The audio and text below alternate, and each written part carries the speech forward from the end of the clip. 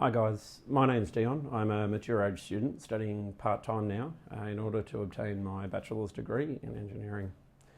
My career so far has been fairly varied, although focused mostly around mechanical and electrical work at the technician or trade level. I actually started my working life in a company that provided a contracted service to Defence in order to maintain some specific pieces of hardware for them. That ultimately culminated in my decision to join the Royal Australian Navy, where I worked for quite a number of years as a marine technician on Armidale-class patrol boats based out of here in Darwin. Since leaving Defence about 3 years ago, I've rejoined the civilian workforce, first by working as an electrician on the ICTIS or INPEX project for a couple of years, and then ultimately deciding to attempt to study a degree while working part-time for myself, which hasn't exactly been going to plan so far. Throughout my time in both the Navy and the construction industry, I was exposed to the analysis of a substantial amount of safety topics related to the specific work tasks that I was conducting. And I think for that reason, I've actually found it considerably interesting to research, if only just a little bit, into the events that surrounded the accident in an industry that I was unfamiliar with at the nuclear power plant in Chernobyl. So today I'm going to give you a brief introduction to what happened there, with a rundown on how a light water nuclear reactor normally works. Then I'm going to do my best to try and explain what actually happened, causing the disaster, and then talk briefly about some of the improvements that were made along with some of the key lessons that were learnt following the absolute tragedy of what occurred in Chernobyl in 1986. A complete list of the resources that I've used in researching this topic, along with a heap of other relevant YouTube videos that I found, is going to be provided at the end of the presentation.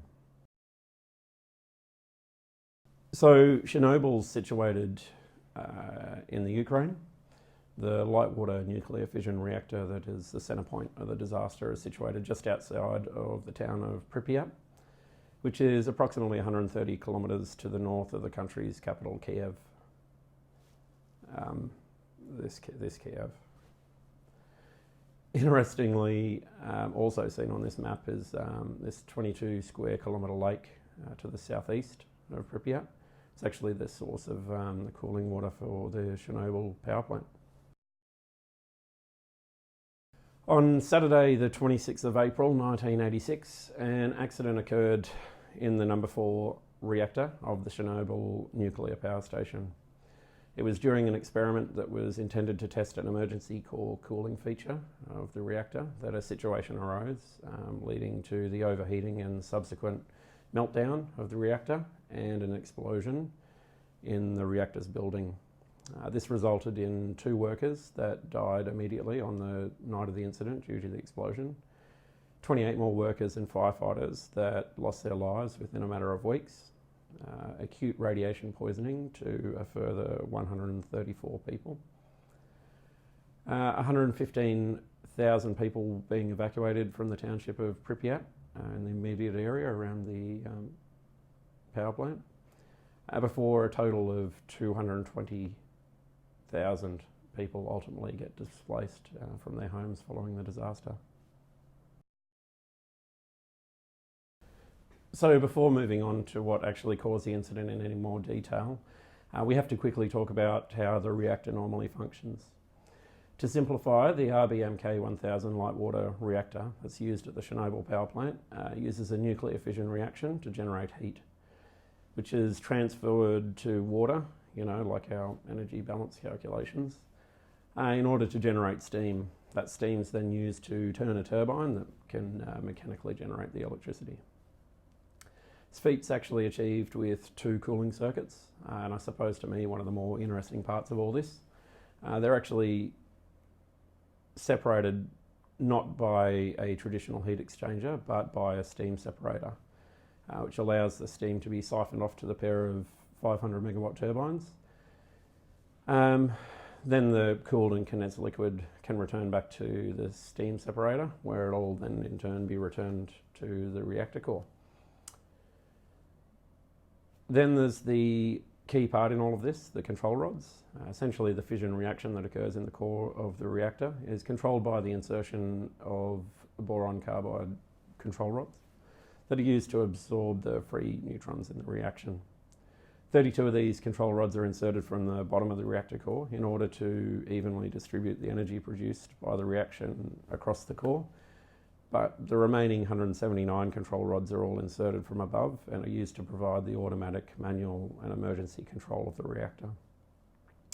The automatic rods are regulated by feedback from various sensors throughout the core. So if there's any deviation from normal operating parameters, say like an increase in reactor output, those automatic rods can kick in and take control.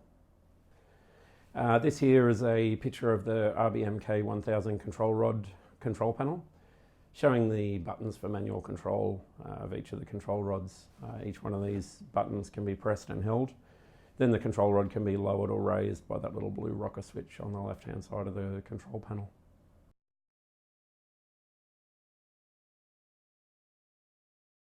Series of events. It was a series of events.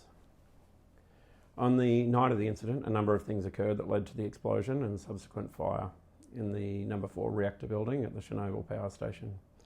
Unfortunately, we've only got time to highlight a couple of them here.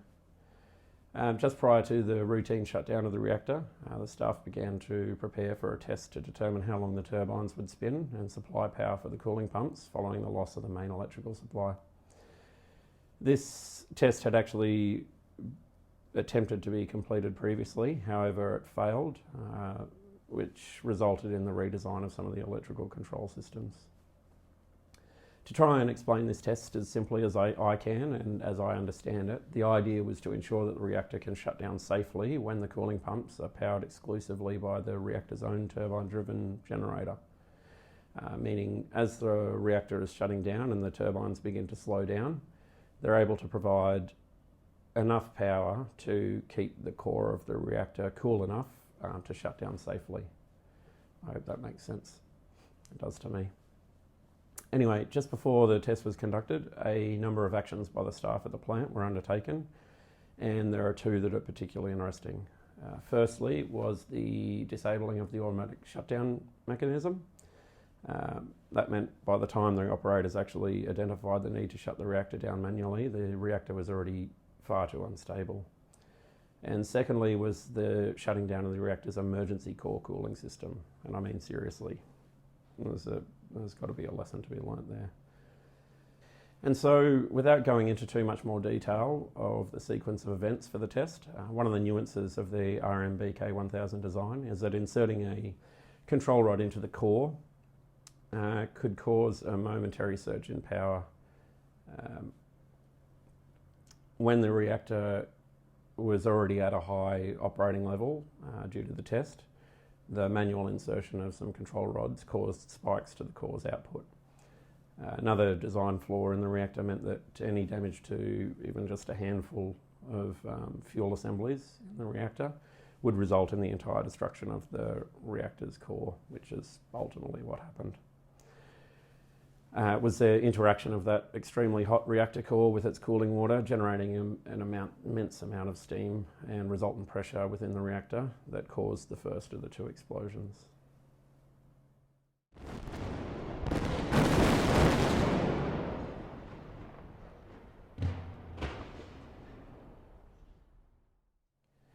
The radiation levels in the worst hit areas of the number 4 reactor building were estimated to be in the vicinity of 5.6 roentgens per second, or a staggering 20,000 roentgens an hour. And to put that into a little bit of perspective, a lethal dose of radiation is just 100 roentgens an hour over a 5-hour period. So effectively it was more than 200 times the lethal dose of ionising radiation. Following the two explosions, an estimated 300 tonnes of radiated graphite medium was ejected from the reactor into the atmosphere. This was the main release of radioactive material into the environment. So as well as causing a massive radiation leak around the plant itself, this massive radioactive cloud was released into the atmosphere. Soviet authorities didn't actually notify the world straight away that the accident had even occurred. And it was actually another power station off in Sweden that first detected the cloud.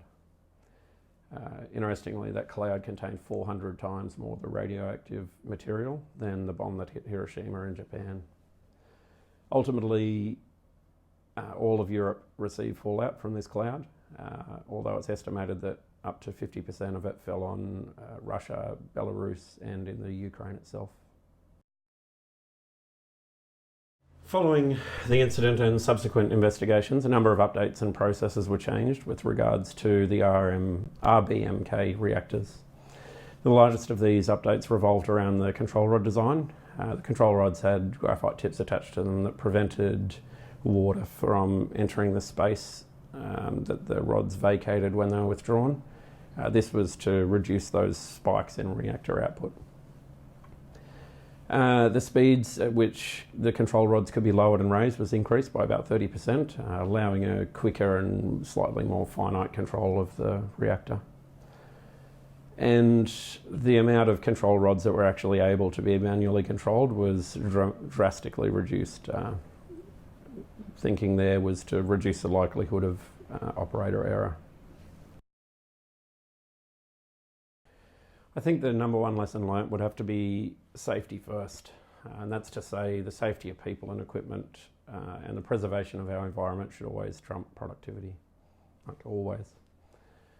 It highlighted the importance of developing and monitoring a set of procedures, if you would, for critical tasks like this, to decrease the likelihood of operator error. In the Navy we call them SOPs, or standard operating procedures. It's basically just a set of simple instructions on how something is done. I've found they're used nearly everywhere these days, especially for repetitive tasks like in testing or routine maintenance tasks. Be accountable. After the Chernobyl disaster, the authorities seemingly in denial that there was an actual problem. I mean, come on, a nuclear reactor exploded. They failed to alert the public to the danger for about 3 days, putting thousands of lives at risk. Evacuation. I know it's basically the same thing that I just said, and in this instance it seems pretty obvious, but when something's going bad, get people out of there. Those Soviet authorities that were in denial over the extent of the crisis in Pripyat failed to move people living closer to the power station to safety, and maybe if they had acted sooner, less people would have been affected by the disaster. Another interesting thing that I've seen suggested is the effect that the Cold War had and how effectively cut off the Soviet scientific community was from the rest of the world. That resultant isolation kind of occluded the Soviets from that increasing emergence of a safety culture elsewhere in the world. Personally, I think the fostering of an environment where people aren't afraid to speak up with regards to safety and have no pressure when it comes to safety versus productivity is probably a key lesson. So finishing up, I think there's an overwhelming amount of information available out there surrounding the Chernobyl disaster. Far more information than I can cover in a 12-minute presentation. It's probably a few minutes over 12. But some of that information is truly fascinating and worth a look if you're even remotely interested. For instance, I found a lot of information about how fission reactors work that was interesting to me. And there's much more detailed accounts of the series of events that actually occurred prior to the disaster in Chernobyl. The only other thing I thought was interesting enough to cover quickly now was the containment at the site. In March 2004, the Ukraine's government put to tender the design and construction of a new containment device for the heavily damaged reactor building that was to be entombed in a sarcophagus of steel and concrete. It was in December 2016, this massive big shed, it's known as the Chernobyl New Safe Confinement, was actually wheeled into place over the previously entombed reactor site. So I think that just about wraps up the presentation. If you made it this far without falling asleep, I'd love to thank you for your attention. Hopefully I didn't make it too boring, and I wish you all the best in your studies or anything else it is that you do for that matter. And I hope to see you all around sometime in the future. Bye.